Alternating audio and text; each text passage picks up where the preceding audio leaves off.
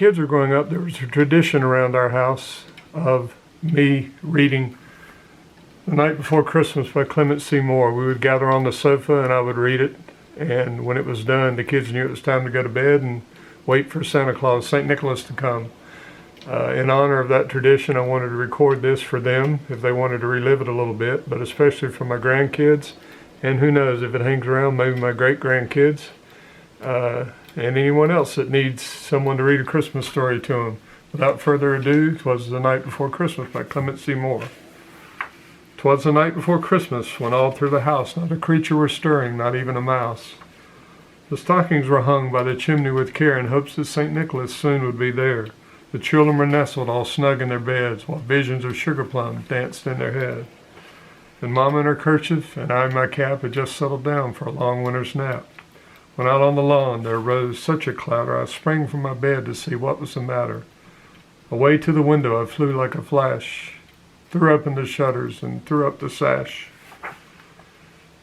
The moon on the breast of the new fallen snow gave a luster of midday to objects below, and what to my wondering eyes should appear but a miniature sleigh and 8 tiny reindeer, with a little old driver so lively and quick I knew in a moment it must be St. Nick. And there he is, St. Nicholas, Santa Claus. He's arrived. More rapid than eagles, his coursers they came, and he whistled and shouted and called them by name. Now Dasher, now Dancer, now Prancer and Vixen, on Comet, on Cupid, on Donner and Blitzen, to the top of the porch, to the top of the wall. Now dash away, dash away, dash away all. As dry leaves that before the wild hurricane fly, when they meet with an obstacle mount to the sky, so up to the housetop the coursers they flew, with a sleigh full of toys, and St. Nicholas too. And then in a twinkle I heard on the roof the prancing and pawing of each little hoof, and I drew in my head, and when turning around, down the chimney St. Nicholas came with a bound. He was dressed all in fur from his head to his foot, and his clothes were all tarnished with ashes and soot.